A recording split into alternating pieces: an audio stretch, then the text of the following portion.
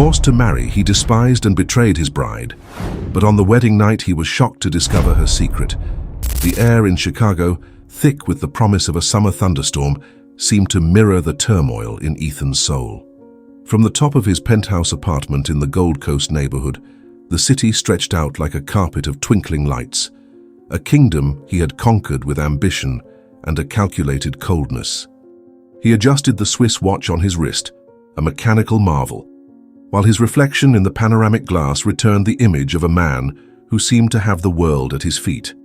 Heir to a finance empire and a businessman feared for his shrewdness, Ethan had built an empire on the relentless logic of numbers. Emotions were liabilities, variables to be controlled or, preferably, eliminated. Yet, that night, he felt trapped in an equation he hadn't created, forced into a merger that didn't involve companies but lives. The knot in his throat was tighter than his Italian silk tie. In a few hours, he would be at an altar, sealing a deal that would save Victoria's family from financial ruin, and in return, chain him to a woman he despised before even meeting her. His phone buzzed on the mahogany desk. A photo of Vanessa lit up the screen, her perfectly white smile, her blonde hair cascading over her shoulders. Vanessa was the ideal girlfriend, the piece that fit perfectly into his public life. Beautiful, from a traditional family, she understood the rules of the game. She was a partner in appearances, an ally at social events, an aesthetically pleasing presence who never demanded more than he was willing to give. "Thinking of me, my love," the text read, accompanied by a kiss emoji. He typed a vague response, promising to call later, feeling a bitter taste in his mouth. Even Vanessa was part of the farce. She knew about the arranged marriage and had accepted it with surprising complacency, treating it as a mere business inconvenience, a temporary merger that would soon be undone. "It's just until the dust settles, Ethan. Then that small-town girl goes back to the hole she came from, and we pick up where we left off," she had said, with a disdain that, at the time, seemed reasonable to him. Now, her words echoed with a cruelty that unsettled him. The contempt he felt for Victoria was a poison he had distilled himself. In his mind, she was the embodiment of greed, a young opportunist who, along with her bankrupt father, saw his name as a lifeline.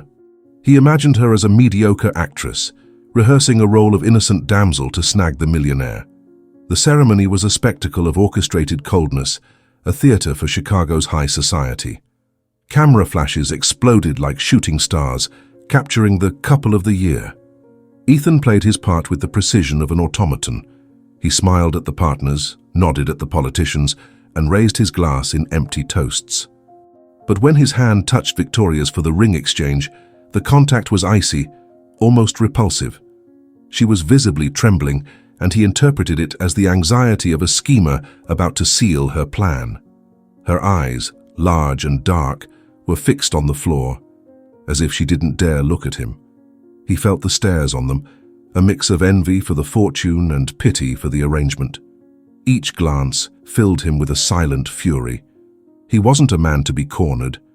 Victoria, on the other hand, felt suffocated.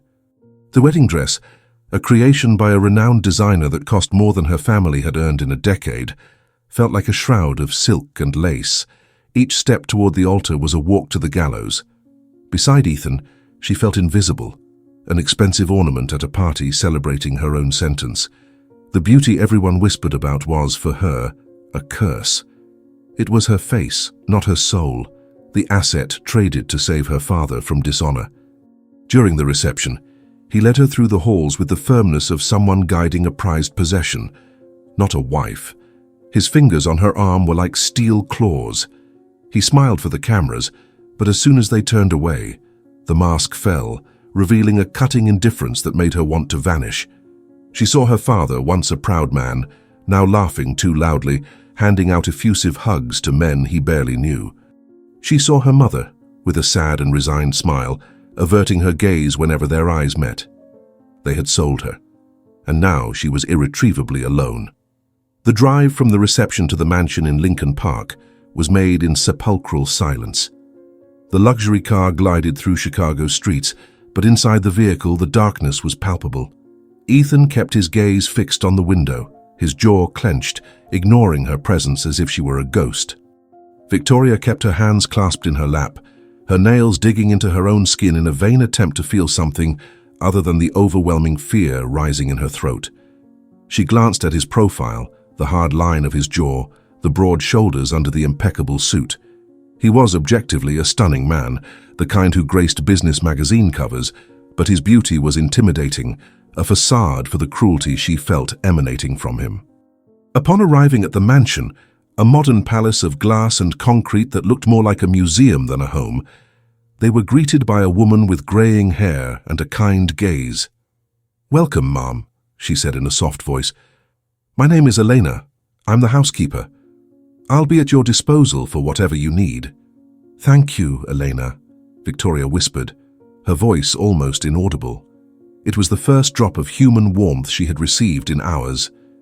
Ethan said nothing, just nodded toward the staircase. "Eleanor, show the lady where her room is."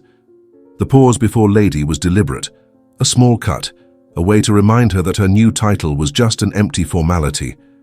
Eleanor gave Victoria a quick, understanding glance before guiding her up the monumental staircase. "Mr. Ethan is a complicated man," the housekeeper said in a low voice as if sharing a secret. "But he has a good heart, somewhere in there."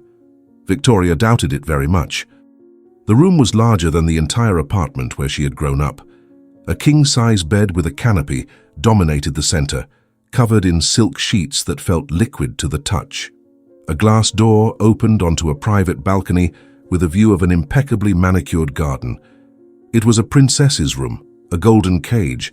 Elena showed her the closet, already crammed with clothes she had never chosen, and the marble bathroom with a tub that looked like a small pool.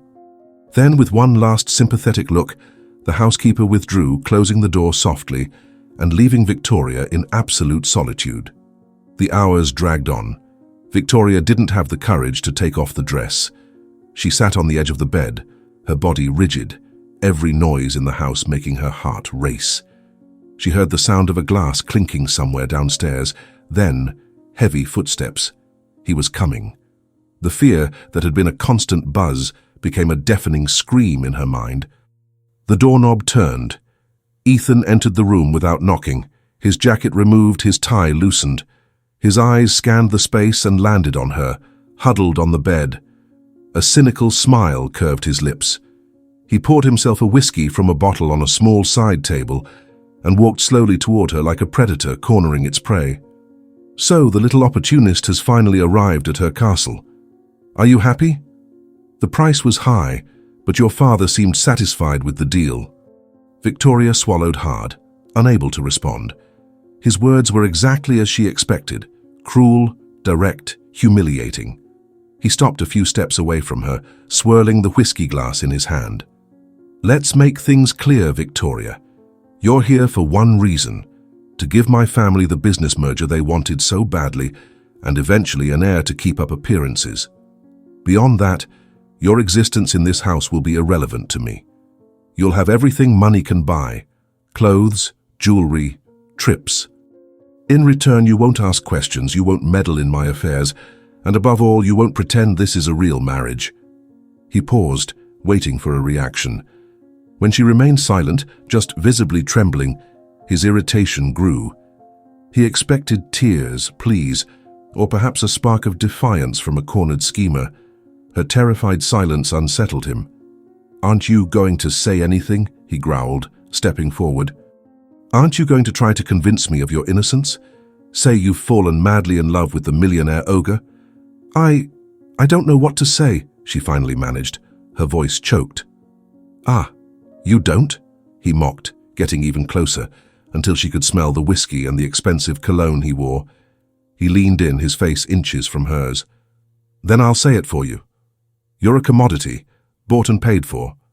I expect you to fulfill your part of the deal, but don't worry," he added, his tone dripping venom. "I have no interest in touching you. Women who sell themselves so easily don't attract me. You can keep your staged virginity for whoever cares." The accusation hit her like a slap. The injustice of those words, the way he assumed the worst about her without even knowing her, shattered her barrier of fear. Tears of anger and humiliation welled in her eyes. "You don't know anything about me," she whispered, her voice trembling but firm. "Oh, I know all I need to," he retorted, the contempt evident. "I know your father was drowning in debt and saw my name as salvation, and I know you took the role willingly. I had no choice." "There's always a choice," he exploded, the fury he had kept contained finally erupting. He grabbed her arm, the force of his grip making her shudder. "You could have said no, but the luxury spoke louder, didn't it? The easy life." "No," she shouted, tears now streaming freely down her face. "You think I wanted this? To be sold? To be treated like an object? Look at me," she challenged, lifting her chin. "You think I'm faking this terror? The disgust I feel for this situation?" He stared at her, caught off guard by her outburst. For a moment he saw something in her dark, tear-filled eyes that wasn't acting. It was pure, genuine pain. But his cynicism was a fortress. "An excellent performance," he said, quieter, releasing her abruptly. "But it won't work on me. Now let's get to the point. I'll sleep in the next room. This is yours. Tomorrow we'll set the definitive rules of our contract." He turned to leave, feeling a bitter taste in his mouth. The scene hadn't gone as planned. He wanted to feel victorious, in control. Instead, he felt dirty. As he reached the door, her voice, fragile as a thread of silk, stopped him. "You said staged virginity." He turned slowly, one eyebrow arched. "Yes, it's the oldest trick in the book. The pure and untouched bride. Too bad I don't believe in fairy tales." Victoria took a deep breath, gathering the last spark of courage she had left. It was her only truth, the only thing that was still hers in that world of lies. "It's not staged," she said, her voice so low he almost didn't hear. "I am a virgin." The statement hung in the air, laden with unexpected weight. Ethan froze. He examined her from head to toe, searching for any sign of deception, any hint of a lie.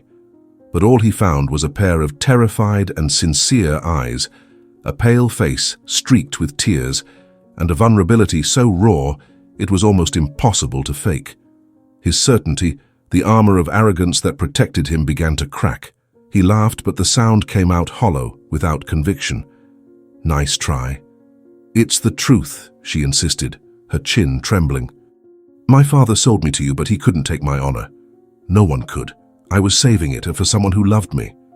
The last part came out as a painful sob. The silence that followed was deafening. In Ethan's mind, the puzzle pieces began to fit together in a new and disturbing way. Her terror at the altar, her trembling hands, her refusal to look at him. It wasn't the behavior of an experienced schemer, it was the panic of an innocent being led to the slaughter. He hadn't been deceived by her. He had been deceived by his own assumptions, by his cynical view of the world that made him paint a victim with the colors of a predator.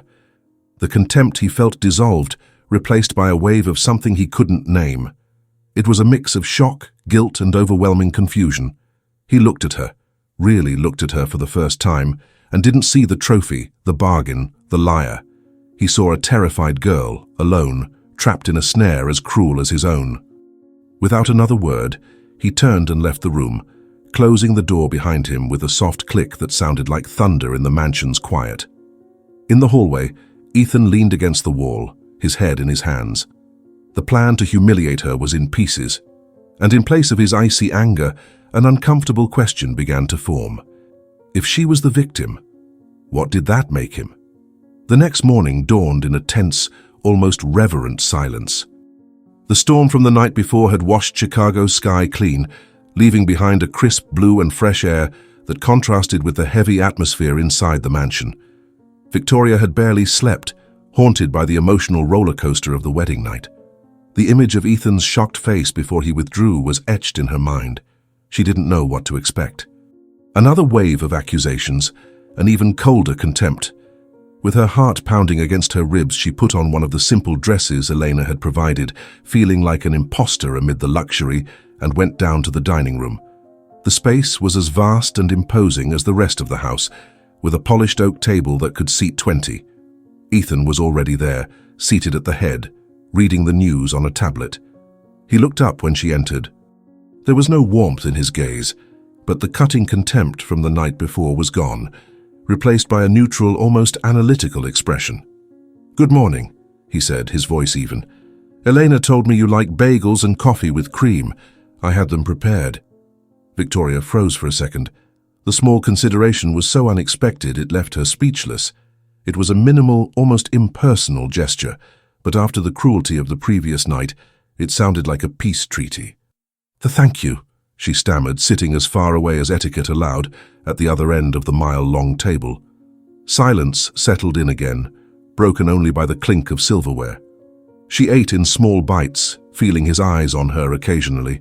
He was studying her, dissecting her with his gaze, and it made her nervous, but it was a different nervousness from the terror of the night before. It was the uncertainty of not knowing what ground she was treading on.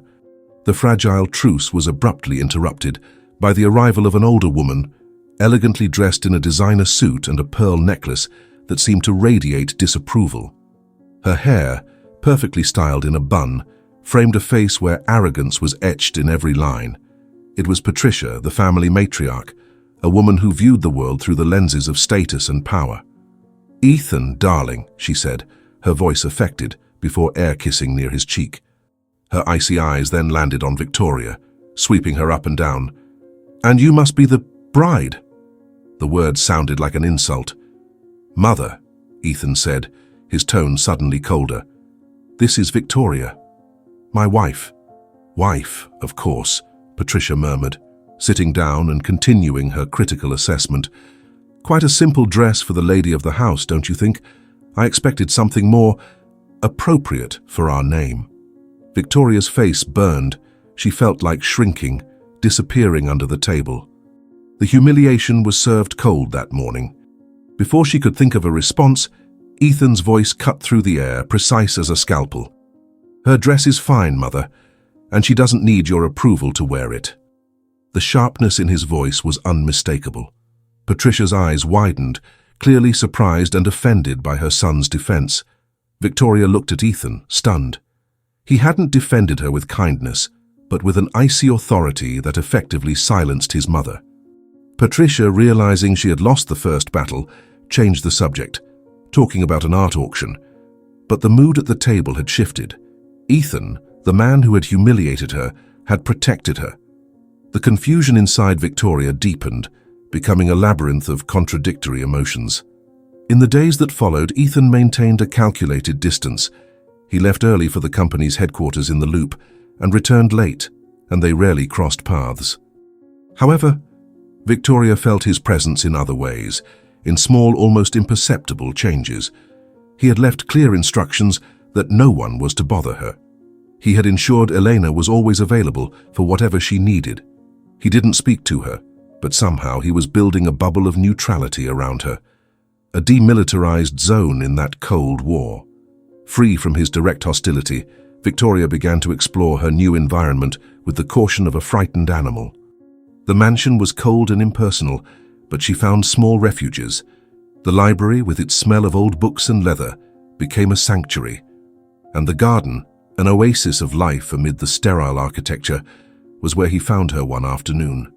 She was seated on a stone bench under a maple tree, so absorbed in reading a worn paperback romance that she didn't hear him approach.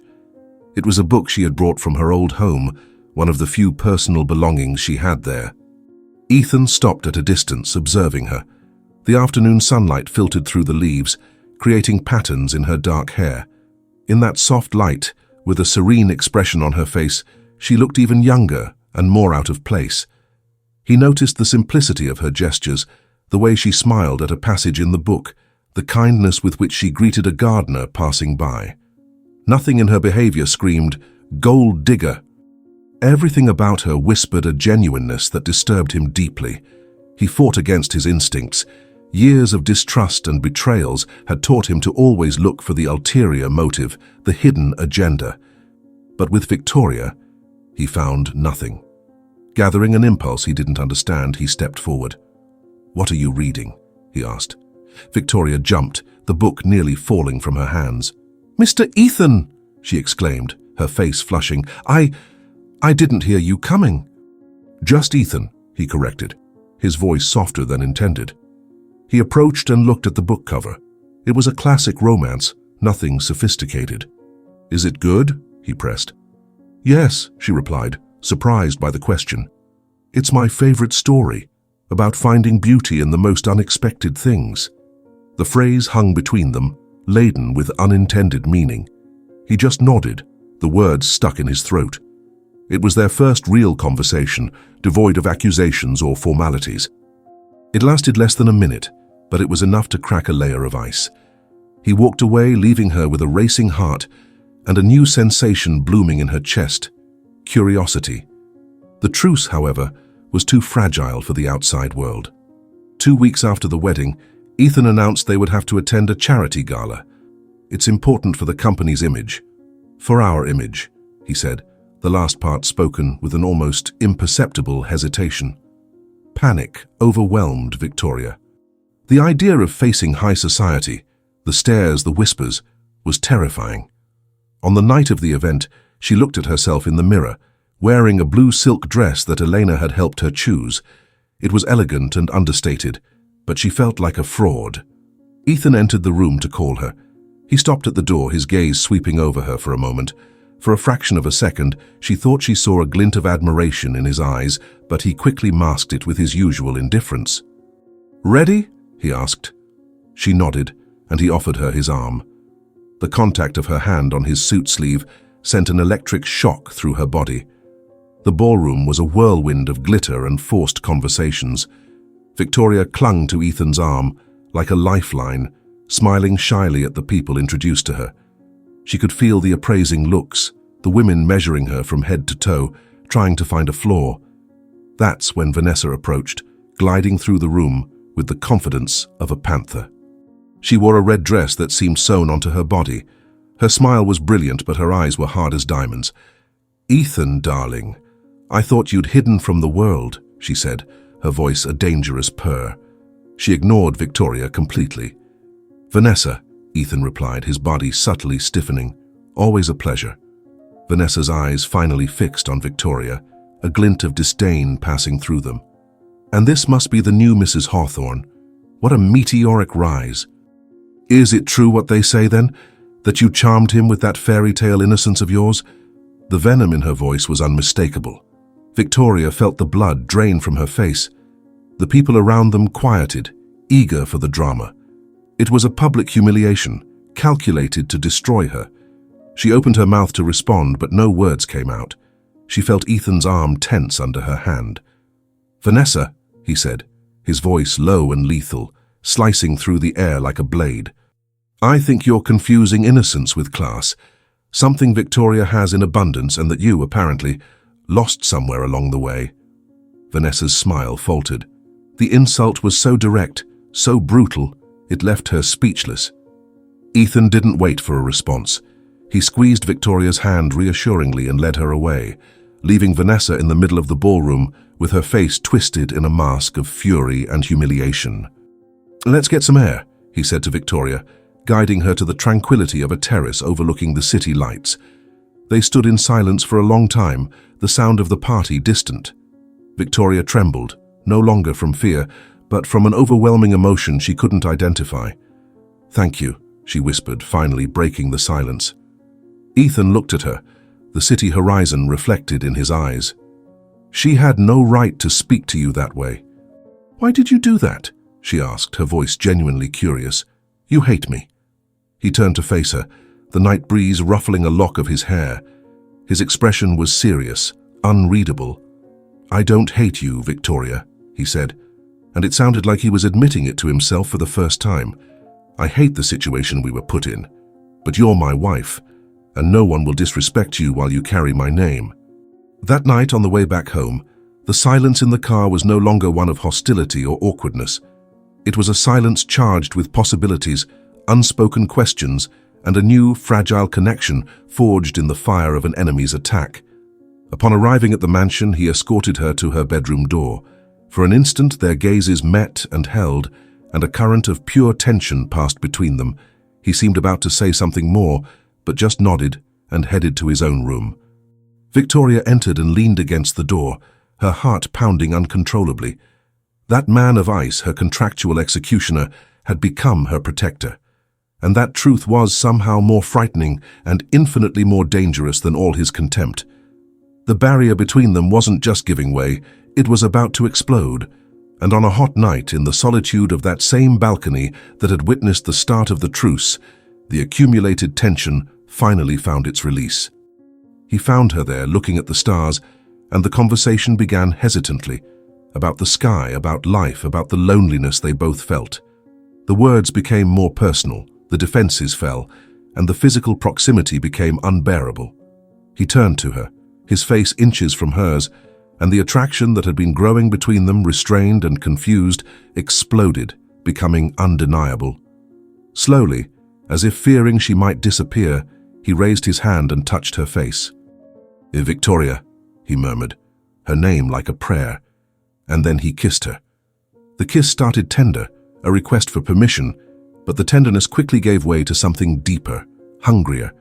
It was a kiss loaded with all the repressed emotion, the loneliness, the anger, the confusion, and the overwhelming desire they had both tried to deny. When they finally parted, they were breathless, their hearts beating in unison. The line had been crossed. The unexpected passion had been born, and there was no going back. The morning after the kiss on the balcony dawned differently. The sun streaming through Victoria's bedroom window seemed warmer, the air less heavy. For the first time since arriving at that mansion, she didn't wake with a knot of fear in her stomach, but with the vibrant memory of Ethan's lips on hers, an echo resonating in every fiber of her being.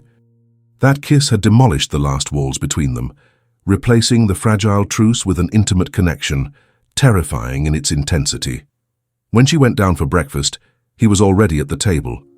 But instead of sitting at the distant head, a fortress of isolation, he occupied the chair next to hers. The gesture was small, but the meaning was monumental. He looked up from the newspaper as she approached, and a nearly imperceptible but genuine smile touched his lips. In that instant, they needed no words. A silent pact was sealed under Chicago's morning sun. The business contract had been rewritten with invisible ink, the ink of desire. From that day on, the dynamic of the house transformed. To the eyes of Patricia or any occasional visitor, nothing had changed. The marriage remained a formality, a convenient arrangement. But in the private spaces, away from the world's gaze, a romance bloomed in secret, with the urgency of a rare flower unfolding in arid soil. The nights became their refuge. After dinner, they met in the library, where Ethan, to Victoria's surprise, revealed a deep knowledge of poetry. He read to her verses from Whitman and Frost, his deep voice bringing words of love and longing to life, while she listened, fascinated by the cultured and sensitive man hidden beneath the armor of a ruthless businessman. On other nights, it was she who taught him to see the world differently. From the balcony, she told him about the constellations, stories her grandmother had shared, full of simplicity and magic that Ethan's cynical world had forgotten. He who saw the night sky only as a dark backdrop began to see the Big Dipper and Orion through her eyes, rediscovering a childlike wonder he thought he had lost forever. The passion that had begun with that first kiss deepened, becoming a powerful and uncontrollable current.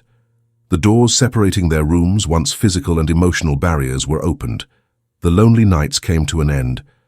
Ethan, who had always seen intimacy as a transaction or a weakness, a vulnerability to avoid, discovered in Victoria a surrender and tenderness that healed him. He, who had been taught to build walls, learned from her the art of unraveling them. He loved her with a reverence that surprised him, exploring her body with the same delicacy with which she explored his soul. Each touch was an exploration, each kiss a confession. Victoria, who had feared that moment more than anything, who had anticipated the brutality of a contractual obligation, found in his arms not the violence she expected, but a security and pleasure that made her bloom. She fell madly in love with the vulnerable man he only allowed her to see, the man who whispered his fears in the dark and held her hand as if she were his only anchor in his stormy world. To the rest of the house, the only clue to the change was Ethan's mood. He smiled more. The sharpness in his voice gave way to a patience that Elena, the housekeeper, observed with silent and complicit contentment. She saw the way his eyes searched for Victoria when he came home and the glow that appeared when he found her. She saw the color return to Victoria's face, her once hunched posture now more upright, her laughter more frequent and crystalline. Love was healing them both, filling the empty spaces they didn't even know existed. It was on one of those mornings, about 2 months after that night on the balcony, that life prepared the sweetest and most terrifying surprise for them. Victoria had been feeling unwell, with light morning dizziness she attributed to stress and a fatigue that wouldn't pass no matter how much she slept. Eleanor, with her practical wisdom and attentive eye, was the first to suspect. With a complicit look and a gentle smile, she suggested Victoria take a pharmacy test, just to be sure. The result: 2 pink lines that appeared almost instantly, changing everything forever. Victoria's initial panic was overwhelming, a cold wave that left her breathless. A child, a baby born from a contract. Her mind spun with the implications. What if Ethan thought it was a ploy, a trap to bind him forever? The old insecurity, the fear of being seen as the opportunist he originally thought she was, returned with full force. Their love was so new, so fragile. Would it be strong enough to withstand the weight of an unplanned pregnancy? That night she waited for him in the bedroom, the small test hidden in her hand, her heart pounding uncontrollably against her ribs. When Ethan entered, he immediately noticed her anguish. "Victoria, what happened?" he asked, concern furrowing his brow. He sat on the bed beside her, taking her other hand, which was cold as ice. "You're pale. Talk to me." With a trembling voice, unable to look at him, she opened her hand and showed him the test. I don't know how, Ethan. I swear I didn't plan this." He stayed silent, staring at the small plastic object in her palm. The silence stretched for a minute, which felt like an eternity to Victoria. She closed her eyes, bracing for the explosion, the accusation, the return of the man of ice who had despised her on the first night. But what came next wasn't anger. It was a whoosh of breath as he exhaled, followed by a low sound, a mix of laughter and astonishment. "Planned?" he said, his voice choked with an emotion she couldn't identify. He cupped her face in his hands, forcing her to look at him. His eyes, which had so often stared at her with coldness, were now shining, moist with a raw and overwhelming joy. "Victoria, look at me. This is the best news I've ever received in my life. But the contract, our history..." She stammered, confusion and relief battling inside her. "To hell with the contract," he said, his voice rising in a crescendo of pure euphoria. "This changes everything. This makes everything real. We are real, Victoria. We're going to have a child." And then he hugged her, lifting her off the ground in a tight embrace and spinning her around the room, laughing like a boy who had just received the best gift in the world. For Ethan, that news was the final epiphany. San Air was no longer a contractual clause to be fulfilled, a dynastic obligation. It was the materialization of his love for Victoria, the seal that the happiness he had found wasn't a fleeting illusion. It was the start of a family. His family. In that moment, he didn't see a problem or a complication. He saw the future, and for the first time, he gave a name to that future. "A girl," he whispered against her hair, still holding her tightly. "We'll call her Amelia." The name hung in the air, perfect, real. It was no longer an abstract baby, an obligation. It was Amelia, their daughter, the living symbol of a love born from contempt and blossomed against all odds. Their joy was so pure, so radiant, it seemed capable of lighting up the entire city. But intense light also creates deep shadows, and in the shadows, envy and resentment began to stir, preparing to try to extinguish that newfound happiness. While happiness bloomed inside the Lincoln Park mansion, outside the shadows gathered. The news of Victoria's pregnancy, initially a closely guarded secret, inevitably spread like wildfire through Chicago's high society, fueled by attentive staff ears and gossip running rampant at dinners and events. For Vanessa, the news was like a dagger to her pride. She, who considered herself the ideal partner, the logical and definitive choice, had been replaced, publicly humiliated, and now forgotten. The small-town girl, as she called her with disdain, hadn't just stolen her place beside Ethan. She was about to give him the one thing she never could or wanted, an heir, the final seal of belonging to that empire. The fury, initially hot and explosive, gave way to a cold and methodical desire for revenge. She didn't just want Ethan back. She wanted to destroy the source of his new happiness. Across the city, in an office overlooking the urban landscape, Dominic, Ethan's main business rival, viewed the situation through a different but equally hostile prism. Ethan's new emotional stability made him a more focused, more unpredictable adversary.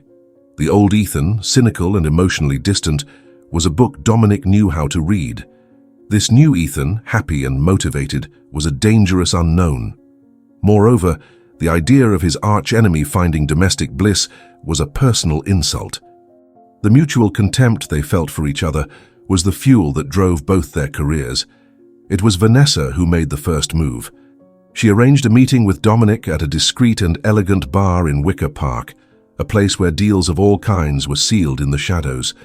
"Our mutual friend seems to be living a fairy tale," she said, swirling a glass of red wine in her hand as soon as Dominic sat down.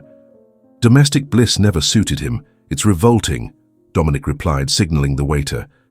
"And dangerous," Vanessa added, her gaze fixed on his, sharp as a shard of glass. "A happy Ethan is a complacent Ethan, but a betrayed Ethan, a humiliated Ethan, that's the man we know.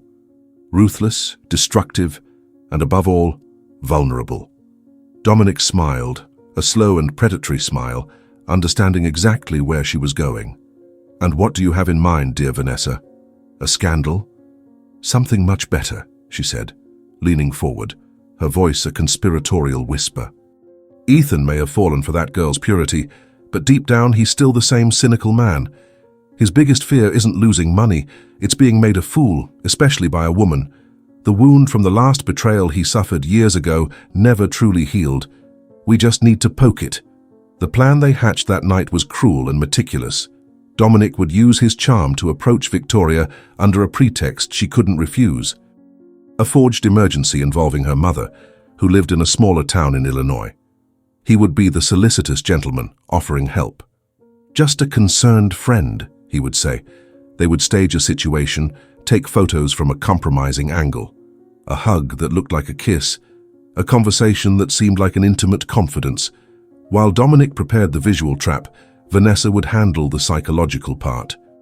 She would use her contacts to dig into Victoria's father's financial life before the marriage, fabricating evidence that he and his daughter had planned everything from the start. Fake emails, altered bank statements, all to build a narrative that the virginity, the romance, and even the pregnancy were part of a master con to take control of the Hawthorne empire. "He'll never believe you," Dominic said, skeptical for a moment. Vanessa smiled, a smile that didn't reach her eyes. "He will. Because I'll be the one telling him. The betrayed ex-lover who just wants to open his eyes to the truth. I know his weaknesses, Ethan. I know the buttons to push. When I'm done, he won't see the saint he loves anymore. He'll see the worst of liars." They toasted. A toast to ruin, to betrayal, and to the dark pleasure of destroying someone else's happiness. The trap was set with diabolical precision on a Tuesday afternoon. While Ethan was in a crucial meeting, Victoria's personal phone rang. It was an unknown number. Hesitantly, she answered. "Victoria Hawthorne?" said a smooth male voice on the other end. It was Dominic. "I apologize for calling like this. I know we don't have much familiarity, but the matter is urgent and delicate." "Dominic, what happened?" she asked, her heart starting to race. "Look, I have a contact at the hospital in the town where your mother lives," he began, his tone laced with false urgency and compassion. "It seems she had a fall. She's hospitalized. I tried calling your father but couldn't reach him. I didn't want to worry Ethan unnecessarily in the middle of a meeting, so I thought it best to speak directly with you." Victoria's world tilted on its axis. Her mother, alone in a hospital. The panic blinded her to anything else. "Oh God, is she okay? What happened?" "The details are still vague," Dominic lied. "But listen, don't despair. I'm at a cafe near your house. Meet me in 15 minutes. I have the on-duty doctor's number and can use my contacts to get a jet to take you there immediately. Please come. You don't have to go through this alone." The offer, the readiness, the apparent kindness completely disarmed her. In her panicked state, she saw only a man offering help. "Yes, of course. I'm on my way. And please don't say anything to Ethan yet. I don't want him leaving an important meeting over a false alarm." It was exactly the response Dominic expected. She threw on the first clothes she found and rushed to the cafe. Dominic was already waiting at a reserved table in the back. The place was discreet, but with large windows facing the street. Perfect for a photographer positioned across the way. Victoria arrived, her face pale with worry. "Dominic, thank you for letting me know. Do you have more news?" she asked, sitting down. "Calm down, breathe," he said, taking her hands across the table in a gesture of comfort. The camera lens across the street captured the moment, their hands intertwined, their faces close in confidence. "I spoke with a nurse. It seems it was just a scare, a wrist fracture, but they'll keep her under observation." Relief flooded Victoria, and with it, the tears. "Thank God." She began to cry, a mix of relief and accumulated stress. Dominic, the consummate actor, stood and enveloped her in a hug. "It's going to be okay, I promise," he whispered near her ear as she sobbed on his shoulder. The camera fired again, capturing the perfect image. Ethan's pregnant wife, in the arms of his greatest rival, her face hidden in his neck, the embrace looking anything but innocent. While Dominic's play was executed, Vanessa entered the main stage. She arrived at Ethan's company unannounced, her face a mask of sadness and reluctance. "Ethan, I need to talk to you." "It's about Victoria," she said, her voice low and grave. Ethan, who was euphoric about closing a big deal, felt a chill. "What's with her? Did something happen?" "I'm so sorry, Ethan. I really am," she began, opening her bag and pulling out an envelope. "I know you think she's an angel, but I can't watch you being fooled anymore." She handed him the papers. They were the falsified emails between Victoria and her father, discussing the terms of the con.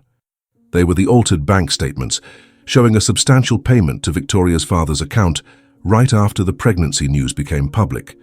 The narrative was perfect, built on the foundations of Ethan's original distrust. "This is ridiculous, Vanessa. It's trash," he snarled, throwing the papers on the desk.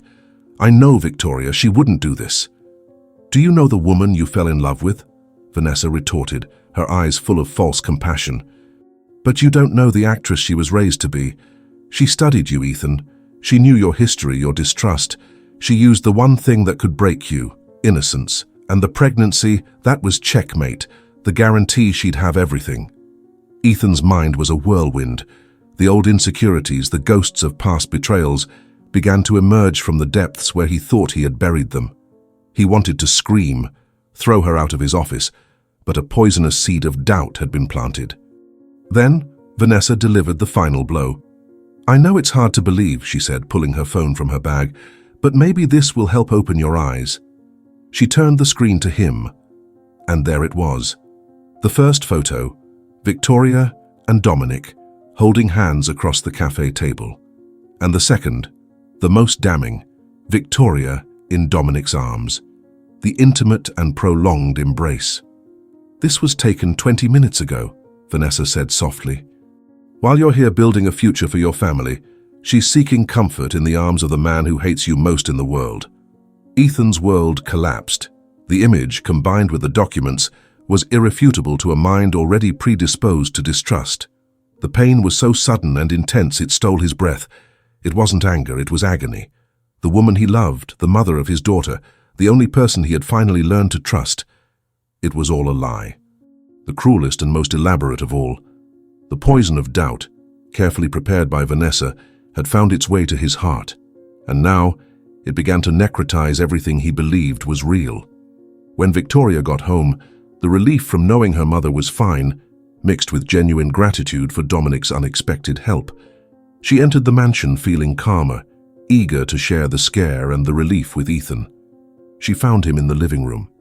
He was standing with his back to the door, looking through the immense glass window at the darkening garden.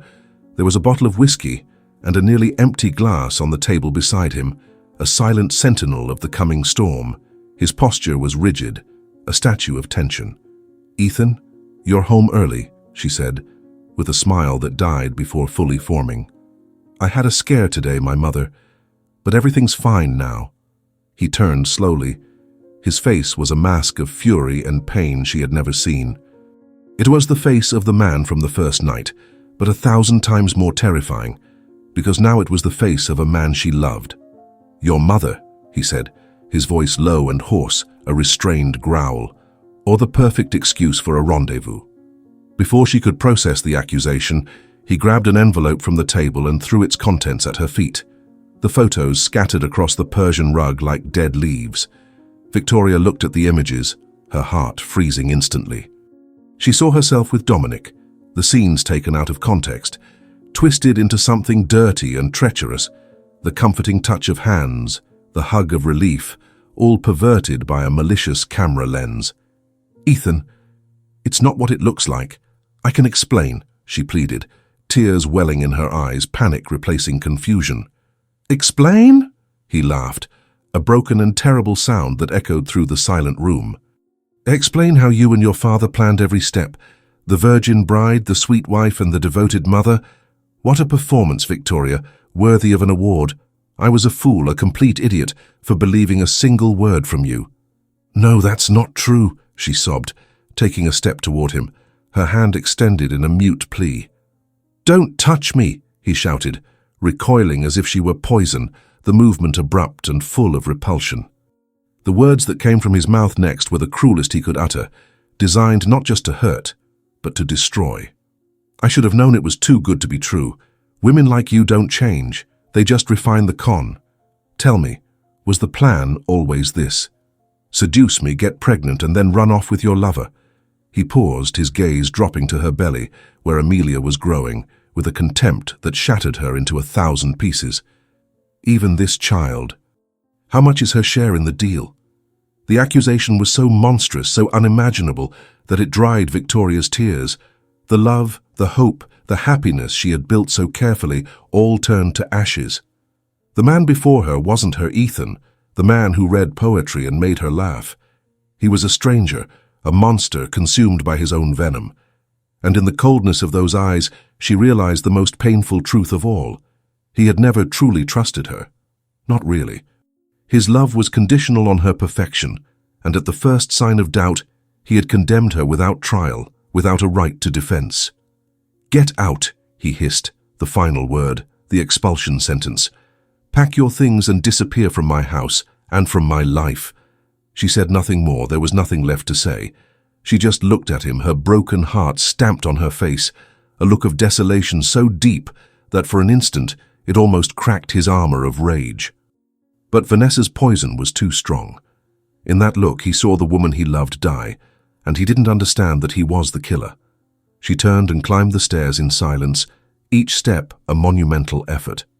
That night, while Ethan drowned in whiskey and self-pity in his office, Victoria in shock made the only call she could.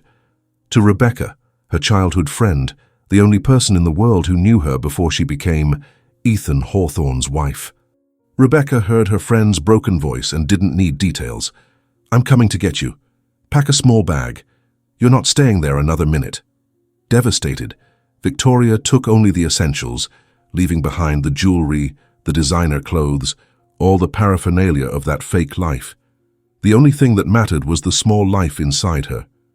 Rebecca arrived in the middle of the night, like a thief, and took her friend away from that golden cage, toward the only road they knew. Back home, or as close to it as they could get. They drove for hours, leaving Chicago behind, until they reached the small and peaceful town of Willow Creek, a refuge nestled among the hills of Illinois, where Rebecca had relatives, and where no one would know who Victoria was. The days that followed in the mansion were a silent hell. Ethan expected to feel relief, the satisfaction of having ripped the traitor from his life. Instead, he found a deafening void. Her absence was a scream louder than any word. He wandered the rooms like a ghost, the anger giving way to a dull and persistent pain. Meanwhile, Natalie, his partner and longtime friend, watched Ethan's destructive spiral with growing concern. Natalie was pragmatic, intelligent, and above all, loyal. The story, as Ethan had told it, seemed too perfect, too theatrical. She knew Vanessa and her capacity for manipulation. She knew Dominic and his lack of scruples, and she knew Victoria, or at least the radiant and genuine woman she had seen beside her friend in recent months. "This doesn't add up, Ethan," she told him, who received her in his office with bloodshot eyes and unshaven beard. "You're being blind." Driven by loyalty and a sharp instinct, Natalie began investigating on her own, using the company's resources to follow the trail of money and lies. The coup de grace to Ethan's certainty came 3 days later. Natalie entered his office and threw a dossier on the desk. Inside was everything. Bank records showing a large transfer from Vanessa to a photographer known for shady work. The photographer's own confession, who under pressure admitted being paid to take the photos out of context. The hospital file from Victoria's mother's town showing no admission, no fall, no fracture. And the most damning of all, a recording of a phone conversation between Dominic and Vanessa, obtained by a private investigator, where they boasted about their plan's success and mocked Ethan's gullibility. "He swallowed it all, hook, line and sinker," said Dominic's voice, followed by Vanessa's victorious laugh. The raw truth crashed over Ethan with the weight of an avalanche, burying him.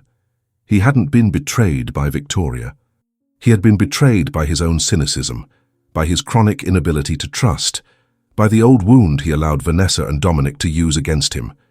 He didn't react with anger toward them. All his energy turned inward, to a guilt so overwhelming it left him breathless. He remembered every cruel word he had said to her, the accusation about their daughter, the contempt in his gaze. He hadn't just hurt her, he had annihilated her. In that moment, the powerful millionaire died, and in his place remained only a broken man consumed by remorse. He had destroyed the only woman who truly loved him, and now she and his daughter had vanished. Victoria's absence turned the mansion into a tomb of luxury. The silence, once broken by her laughter or the soft music she liked to play, was now an oppressive weight, a physical entity that suffocated Ethan. He wandered the rooms like a ghost, haunted not by spirits but by his own words. Every object was a trigger for the memory of the happiness he himself had destroyed.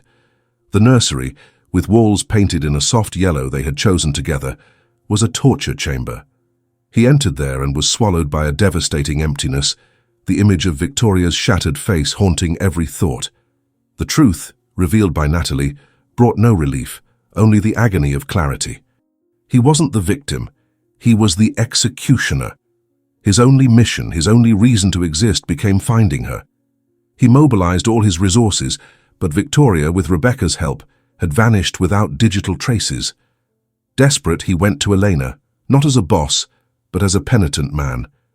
"I need to find her, Elena. I was wrong. I destroyed her," he said, his voice broken, arrogance replaced by raw vulnerability. Seeing the sincerity of his remorse, the housekeeper's heart softened. She didn't know exactly where Victoria was, but Rebecca had mentioned in passing the name of the small and peaceful town where she had taken her friend, a place called Willow Creek. Ethan didn't send his security. He went alone. He drove for hours, the luxury car an anomaly in the changing landscape. He left behind Chicago's skyscrapers and intrigues, entering an America of green hills and fresh air. Willow Creek was the opposite of his world, a welcoming small town with a central square, an old white-walled church, and people who greeted each other on the street. And it was there, under the shade of a flowering dogwood, seated on a bench in the square, with the afternoon sun illuminating her hair and her hands resting on her prominent belly, that he found her. She seemed at peace, but there was a permanent shadow of sadness in her eyes, a resignation that hurt him more than any accusation. His heart stopped. For an instant he just watched her, etching the image in his mind, the woman he loved, the mother of his daughter, existing in a world he had almost prevented her from having. He approached slowly, afraid she might flee like a startled deer. When she heard him and looked up, panic took over her face. She stood, her body tense, ready to run, to defend herself from more pain. "Victoria, please," he begged, his voice choked, a sound he barely recognized as his own. "Don't run. Just listen to me." She stopped but didn't relax. The man approaching wasn't the monster who had expelled her, but a shadow of himself, with red eyes, a face marked by anguish. And then, to her shock and that of the few townspeople passing through the square, the great Ethan Hawthorne, the titan of business, the man who never bowed, fell to his knees before her in the dust of the square. "Forgive me," he sobbed, the tears he had never allowed himself to shed now falling freely, washing the stone ground. "Victoria, forgive me. I'm a blind, arrogant, stupid idiot. I know everything, the trap, the lies. But none of that excuses what I did to you, what I said to you. I broke your heart and broke mine in the process. I love you, Victoria. I love you more than I've ever loved anything in my life. And if you give me one last chance not to go back, but for me to prove I've changed, I swear I'll spend every remaining day trying to be worthy of you and our daughter." Victoria looked at him, her own tears streaming down her face. The pain was still there, a deep wound, but seeing that proud and unbreakable man on his knees, completely undone, touched a chord in her soul. She didn't say yes, but she didn't say no either. "Get up, Ethan," she whispered. "People are watching." The reconciliation wasn't a moment. It was a slow and delicate process. He rented a room at the town's only inn, and day after day proved his change with actions. He didn't try to buy her with gifts, but won her with patience. He accompanied her at a respectful distance to medical appointments. He sat silently beside her in the square, listening more than speaking. He was relearning to love her, this time with humility and a trust he needed to build from scratch, first within himself. The moment that sealed their new beginning came 2 weeks later, in the middle of the night. Victoria's water broke. In the small town hospital, Ethan held her hand through the entire labor, whispering words of encouragement and love, his face bathed in sweat and tears. And when the sharp cry of little Amelia filled the room, it wasn't just the sound of a new life, but the anthem of their redemption. Seeing Ethan holding his daughter in his arms, his face transfigured by a love so pure and absolute, the last piece of ice in Victoria's heart melted. Back in Chicago, the Hawthorne mansion was different. The doors were always open, and the most common sound was the laughter of the little angel named Amelia. Vanessa and Dominic faced the consequences. Ethan, with surgical coldness, used the evidence not for revenge but to protect himself, exposing the frauds and manipulations in the business world. Banished from the circle they valued so much and facing legal proceedings, they fell into disgrace, becoming mere footnotes in the story they tried to destroy. Ethan and Victoria's story became a whispered legend in social circles, a modern fairy tale. But for them, it was something much more real. It was proof that true love wasn't a paper contract, but a daily choice. The choice to forgive, to trust, and to rebuild, even from the most painful ashes. United, they were a family forged not in luxury or convenience, but in the fire of distrust, and reborn stronger, purer, and finally unbreakable. If this story of redemption and love gripped you from start to finish, and you don't want to miss any of our upcoming emotional narratives, then don't forget, subscribe to our channel now and turn on the bell to get all notifications. Your like also helps a lot to grow our audience. Thank you very much for the company, and I'll see you in the next story.